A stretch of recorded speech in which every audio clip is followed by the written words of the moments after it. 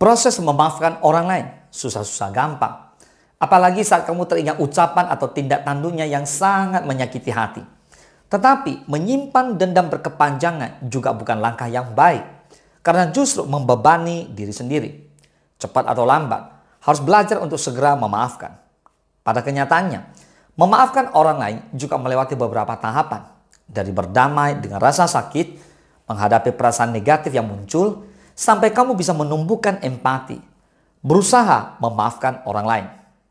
Menyimpan dendam dan rasa sakit hati secara berkelanjutan tidak akan memperbaiki keadaan. Permasalahan juga tidak kunjung terpecahkan. Kita harus segera membuka pintu maaf. Tetapi ini juga butuh proses. Untuk memaafkan tidak bisa dilakukan secara instan. Salah satu hal yang akan dilewati adalah berusaha berdamai dengan rasa sakit hati.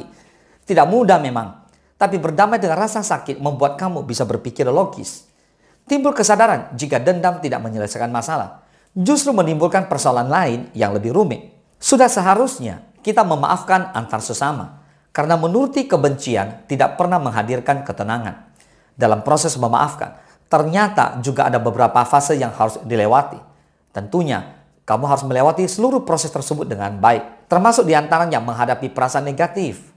Tidak dapat dipungkiri jika dendam dan kemarahan masih mengakar. Terkadang timbul perasaan tidak terima atas perlakuan yang sudah lalu. Namun perasaan negatif harus segera diredam agar kamu lebih mudah memaafkan antar sesama. Banyak di antara kita yang berat memaafkan antar sesama. Rasa sakit masih terekam kuat di ingatan. Namun jangan sampai dikendalikan oleh rasa marah dan kebencian. Ketahuilah, jika dalam memaafkan juga ada beberapa proses yang harus dilewati. Di antaranya memberikan waktu pada diri sendiri untuk menyesuaikan dengan keadaan. Sikap kebencian yang kemarin ditunjukkan sekarang harus diredam. Kita harus membiasakan bersikap baik kepada mereka yang sempat menyakiti, sekalipun terasa aneh dan berat. Nasihat tentang memaafkan antar sesama memang banyak bertebaran, baik nasihat secara lisan maupun tertulis. Namun tidak mudah untuk menerapkannya secara langsung, karena untuk memaafkan seseorang juga melewati beberapa tahapan. Terkadang kita merasa berat untuk menerima proses yang ada. Nah, setelah kamu berusaha menyesuaikan diri, maka akan timbul kesadaran jika setiap orang pasti pernah berbuat salah. Entah orang lain maupun diri kamu sendiri. Entah kesalahan yang dilakukan secara sengaja maupun tidak sengaja. Hati dan pikiran sudah mulai bisa terima fakta tersebut. Pertanyaannya, apakah kamu sudah mampu melepaskan dendam dan rasa sakit hati secara total? Tidak ada sedikit pun yang tersisa di dasar hati.